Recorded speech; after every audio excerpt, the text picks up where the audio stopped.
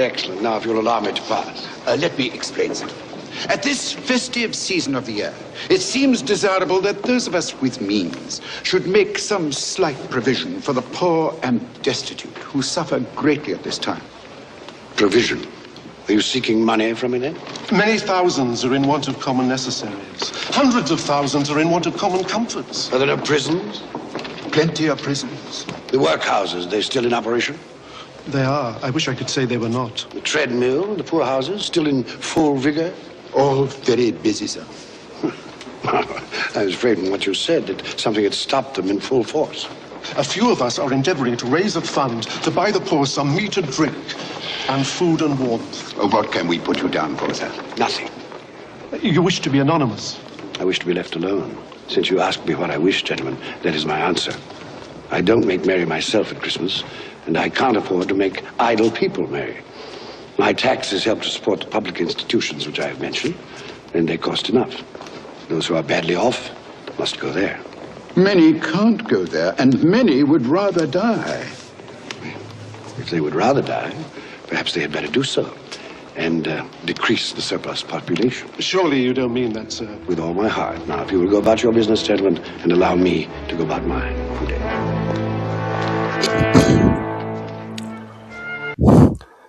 Free-thinking, innovative, open-minded Tommy Nation Politics podcast. Are you someone who doesn't bend to the will of the conventional wisdom? Someone who rebels, who questions authority, who doesn't just watch the mainstream media and go along with a bandwagon mentality? If so, www.tommynationpolitics.com. We're a free-thinking, innovative, totally open-minded, new independent progressive media. And this is the live stream episode, Guns, Gifts, and Genocide. Let's celebrate the holidays and kick it off right. The free-thinking, innovative, totally open-minded style way.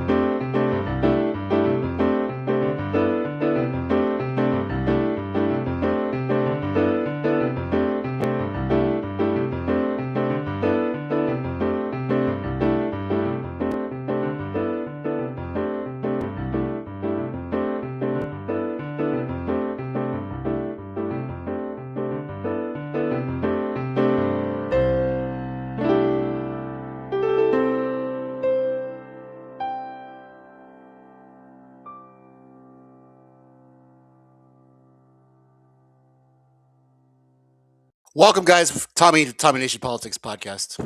Hopefully, y'all can hear me. Checking my mic, make sure we can hear me. All right, good. What's up, guys? It's Tommy, and welcome back to Tommy Nation Politics, where we cut through the noise and tell it like it is. Last week, in American politics, it was nothing short of explosive. Let's break it down. First, the Pentagon is under fire. Reports surfaced that Defense Secretary Pete Hegseth allegedly ordered the killing of survivors from a U.S. strike on a suspected drug vessel. Legal experts are already calling this a potential war crime, and Congress is gearing up for hearings. And folks, this could be one of the biggest defense scandals in years, at least as big as the Alwar al-Awlaki scandal that Barack Obama had. But here's MSNBC, multiple sclerosis now. They renamed themselves. They've got a little commentary on this. I don't usually play Morning Joe because it's so horrible, but why not? So we start with our top story, and it continues to be Defense Secretary Pete Hegseth continuing to stand by the U.S. military's highly scrutinized September strike on an alleged drug boat. Now, that attack included a follow-up strike, the double tap, that targeted 2 people who had somehow survived the initial blast. Jonathan Lemire and his colleagues describe it like this in The Atlantic. The suspected drug traffickers, the lone survivors of a U.S. airstrike, were sprawled on a table-sized piece of floating wreckage in the Caribbean for more than 40 minutes. They were unarmed, incommunicado, and adrift as they repeatedly attempted to right what remained of their boat. At one point, the men raised their arms and seemed to signal to the U.S. aircraft above a gesture. Some who watched the video of the incident interpreted it as a sign of surrender. Then a second explosion finished the men off, leaving only a bloody stain on the surface of the sea. Footage of the 2 men's desperate final moments made some viewers nauseated, leading one to nearly vomit. It was worse than we had been led to believe, one person told us. That, again, is Jonathan Lemire's co-authored piece. And General Hurtling, let's go backward and start with that. That moment right there, as it is written. Is that a war crime? I believe it is, Mika. What you're talking about is a soda straw look at a couple of individuals on floating debris. What you're not seeing is the context of a widening picture that shows they're in the middle of an ocean. Imagine yourself falling off of a cruise ship and being asked to hang on to a piece of wood after you've just been struck with a large kinetic round that has killed 9 of your 11 co-pilots on this boat. It doesn't matter what they're doing at that point. They deserve to be picked up, rescued, and perhaps put in jail. That could be the approach that someone might use in this situation for a couple of criminals if they are, in fact, harvesting drugs and taking them to another boat. But some of the additional details that are coming out of this story about the boat heading in a direction that was not toward the United States, the first strike, how they were considered, the time limit between the first strike, the second strike, and then the third and fourth strike, continue to tell me that this was not something that the U.S. military is trained to do, nor should they do. It is, in fact, in my view, a war crime. So basically, guys, look, folks, I'm going to be real with you. This is not good. Not good, believe me, not good. Folks, I've got to tell you, what we're witnessing right now is beyond politics. It's beyond party lines. It's a stain on our conscience as a nation.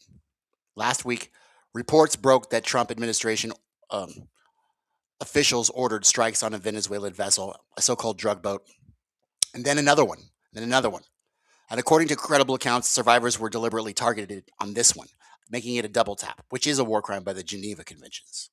Survivors, guys, human beings, people left clinging to a life raft after a bombing, only to be executed in cold blood. Does that sound like American values? This isn't defense. This is full-on the Department of War.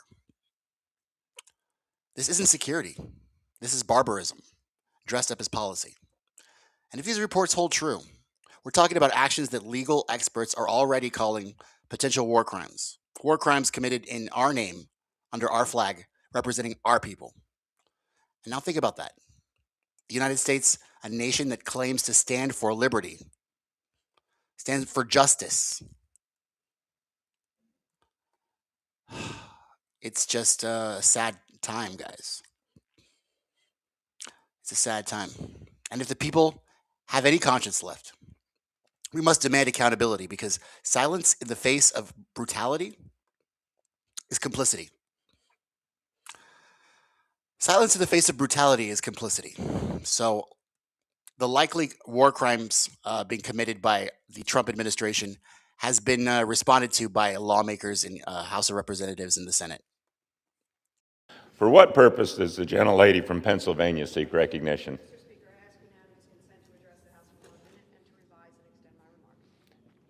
Without objection, the gentlelady is recognized for 1 minute. Thank you, Mr. Speaker. Commanding our armed forces and safeguarding our national security requires exemplary honor, experience, and loyalty to Constitution. Yet time and time again, the President and his Defense Secretary have proven themselves unfit. They have ordered dozens of illegal strikes on alleged drug boats in the Caribbean without congressional approval. This week, we've learned they likely committed war crimes by ordering a second strike targeting and killing survivors. At the same time, President Trump is pardoning criminals like Juan Orlando Hernandez, the former president of Honduras, who was convicted in a U.S. court for smuggling more than 500 tons of cocaine into our country and sentenced to 45 years. The president is also threatening violence against our very members of Congress, who simply reminded our military of their constitutional duty, not to follow illegal orders. Most troubling, the president doesn't know how to lead, and he doesn't care. Mr. Speaker, I implore my Republican colleagues, ask yourselves, is the president serious about stopping the flow of fentanyl?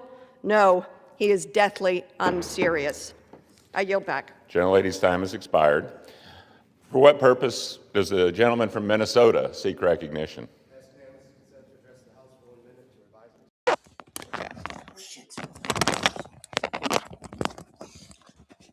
So, guys, there we have it. A censure from Congress.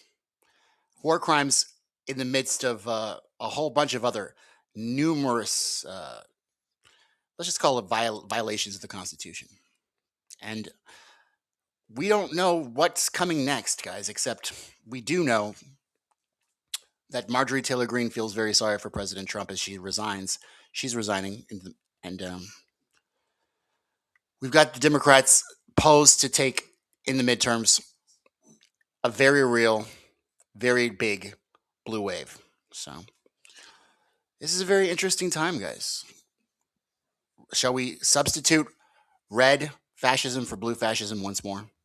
It's looking more and more like that. But as President Trump says,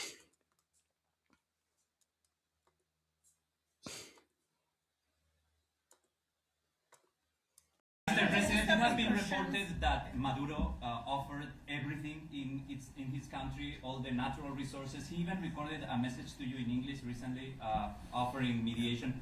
What should we do in order to stop that? He has offered everything. He's offered everything. You're right. You know why? Because he doesn't want to fuck around with the United States. Thank you, everybody. Thank you. Thank you.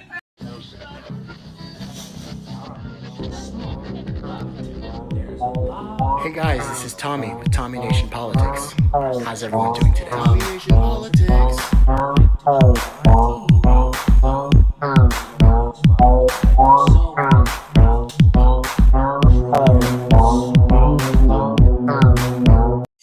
To resign from the House of Representatives. Congresswoman, thanks very much for coming in. Lots going on. Yeah. This is Pamela Brown, not Pamela Green. Just want to make that clear. And she has a beautiful name. She has a beautiful name. Thank you. I'm proud of my last name. That's right. And your name is Green, not Brown. That's right. I want to be precise. In addition to what we just heard there, President Trump posted yesterday that you are, quote, and I'm quoting him now, not America first or MAGA, and your, quote, new views are those of a very dumb person. That's the President of the United States speaking about you. What's your response to these latest attacks? Well, actually, Wolf, I feel very sorry for President Trump. I genuinely do. it has to be a hard place for someone that is constantly so hateful and puts so much vitriol, name calling, and really tells lies about people in order to try to get his way or win some kind of fight. And I think that's exactly what's wrong in America today. That's what's wrong in this toxic political environment that has ripped our country apart. And I personally think that that's poor leadership from a president. It's a very bad demeanor, and Americans are very tired of it. And unfortunately, I also am concerned because I don't think the president's team nor the speaker have told the president about the legislation that I've introduced, that actually much of it directly literally aligns with the agenda that he campaigned on, I campaigned on in 2024. Many of my bills are actually his executive orders in legislative form. And if the speaker would pass my bills, if the President Trump were to sign them into law, guess what? His executive orders, which make him literally a temporary president, his executive orders, which are my bills, would become law that would become permanent. And so I think it's very unfortunate.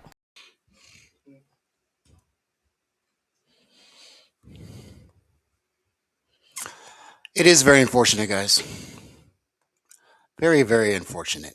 You know, I got to tell you, what we're witnessing right now is a complete and utter, I guess, betrayal. It's not leadership. This is reckless cruelty. Last week, reports broke that the Trump administration had ordered the strike of Venezuelan boats. We have immigration deportations ramping up, and here's a sharp backstab from the president when it comes to Marjorie Taylor Greene. America first. It's plastered on podiums, shouted at rallies, repeated like gospel with the right wing. But let's be real. When you look at the actions, not the slogans, does this administration actually put America first? Or is it just another marketing gimmick? Think about it. While farmers struggle under the weight of trade wars, the administration throws out $12 billion in farm aid packages, not as a long-term solution, but as a Band-Aid for wounds it has inflicted in the first place. That's not America first. That's damage control. While working families are told to tighten their belts, tax cuts flow to the wealthiest corporations. The middle class gets crumbs. Wall Street gets feasts. Is that America first? Or is it corporate America first? And then there's this foreign policy. Closing Venezuelan airspaces, bombing boats in international waters, escalating tensions in Latin America, and embroiling us in military controversies that risk lives and global stability. How does dragging America into endless conflicts serve the American people here at home? That's not America first. That's empire first. Even the courts, we see, attempt to strip independence from agencies to bend institutions towards one man's will. That's not America first. That's Trump first. The truth is, slogans don't feed families. Slogans don't pay rent. Slogans don't protect our rights. Actions do. And the actions we're seeing from war posturing abroad, the economic favoritism here at home, reveal a government more interested in consolidating power than in uplifting the American people. Well, $1 billion case of pandemic relief fraud in the state of Minnesota having massive repercussions for that state's Somali community. Just days ago, the Trump administration ramped up ICE activities there. CBS News investigative correspondent Tom Hansen joining us with more. So, Tom, what are lawmakers saying about this case, friend? Yeah, well, you know, this has really captivated so many people in Washington, Reed. And there's a lot of concern. There's a lot of questions about where this money went and what it was spent on. You know, in the past 3 years, I just want to give you a rundown of the numbers here. 87 people have been charged, 61 convicted, and the bulk of those people are from the Somalian community in Minneapolis. So, you know, according to investigators, the scheme involved bogus receipts that during the pandemic pandemic, people could file for assistance with meal programs, housing assistance, behavioral health services, which were charged to the state, as you mentioned, roughly $1 billion there. Critics claim that some of this money potentially could have gone to Al-Shabaab, which, if you're not familiar, that is an Al-Qaeda affiliate based in Somalia. Investigators, though, have really refuted that claim. But nonetheless, this is captivating Capitol Hill. People are talking about it on Face the Nation. That played out in real time when Margaret Brennan pressed Scott Bessent about it. She also heard from Representative Ilhan Omar of Minnesota. Here's what they had to say. A lot of money has been transferred from the individuals who committed this fraud, including those who donated to the governor, donated to Representative Omar, and donated to A.G. Ellison. But they've been transferred to something called MBSs. And those are mortgage-backed security. What do you mean? Sorry? Transferred to what? These are money the Bureau services, and they are wire transfer organizations that are outside the regulated banking system. And that money has gone overseas, and we are tracking that both to the Middle East and to Somalia to see what the uses of that have been. If there was a linkage in the money that they had stolen going to terrorism, then that is a failure of the FBI and our court system in not figuring that out and basically charging them with these charges. But if that is the case, if money from U.S. tax dollars is being sent to help with terrorism in Somalia, we want to know. Yeah. And we want those people prosecuted. And we want to make sure that that doesn't ever happen again. So you can see the big question here is, where did that money go? We have an incredible reporter on the ground for WCCO, our Minneapolis owned and operated station, Jonah Kaplan. He says that he spoke to federal investigators who say that the money mainly went to the fraudsters themselves. We're talking houses, cars, jewelry, things of that matter. But nonetheless, this is really raising some serious questions over a pretty mind-blowing scandal unfolding in Minnesota, Reed. Tom Hansen, thank you so much for that report. Minnesota fear and resolve after Trump attacks Somali community. Let's read. This is from the MSN Newsweek in Minnesota. Now, of course, the president has things to say. To have the largest Somalian. Look at their nation. Look how bad their nation is. It's not even a nation. It's just people walking around killing each other. Look, these Somalians have taken billions of dollars out of our country. They've taken billions and billions of dollars. Yeah, they have. And so is Israel.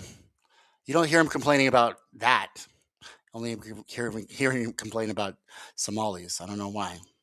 Maybe, why? I'm not going to speculate why he would not care about Israel, but he would care about Somalia. But, quote, they contribute nothing. I don't want them in our country, Trump said December 2nd in the cabinet meeting. Somalians should be out here. They destroyed our country. Yeah, what a tactful, non-racist kind of guy.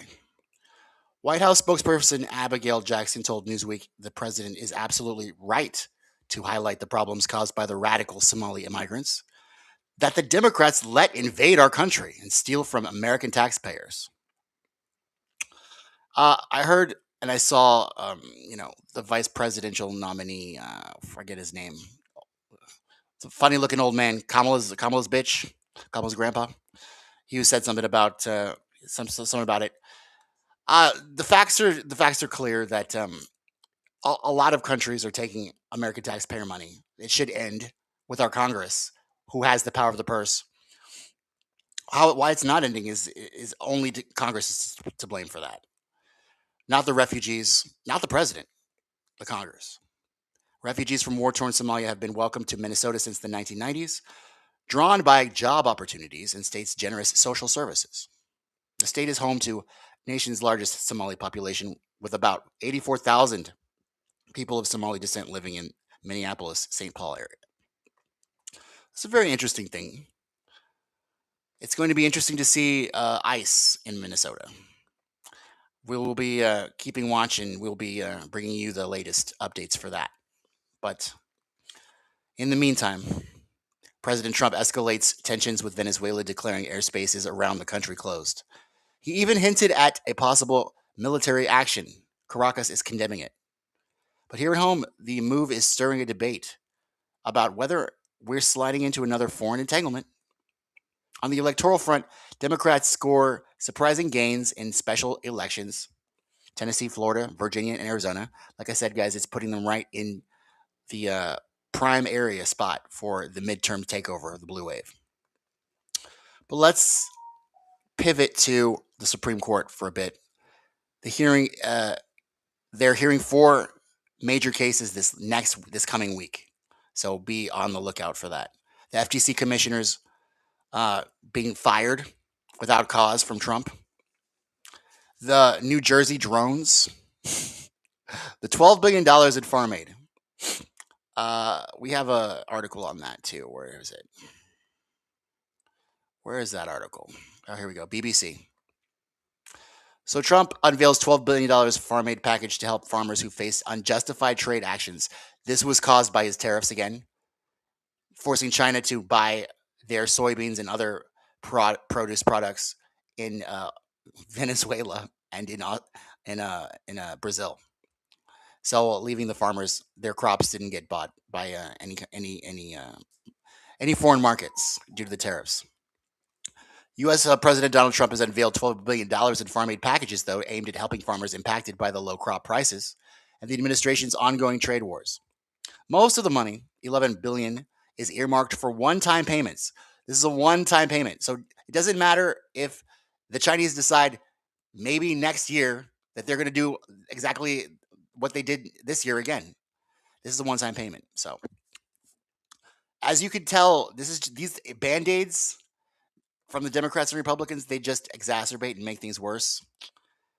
And I wouldn't vote for them. Let's just put it that way. It's my opinion. Don't sleep on the December runoffs, guys. We still got Democrats eyeing mayoral races in Miami and Atlanta. Foreign policy remains a wild card, as you can see. Last week's revelations about U.S. military actions in Latin America, the Caribbean, they expect the scrutiny to intensify. Expect the Democrats to gain electoral momentum. And expect me, Tommy Nation Politics, to be free-thinking, innovative, and open-minded. This was the podcast this Tuesday, 8 p.m. Central Standard Time. We live stream every Tuesday, 8 p.m. Central Standard Time. Please find us at YouTube, Trovo, Twitch, Rumble, TikTok, and everywhere you find podcasts.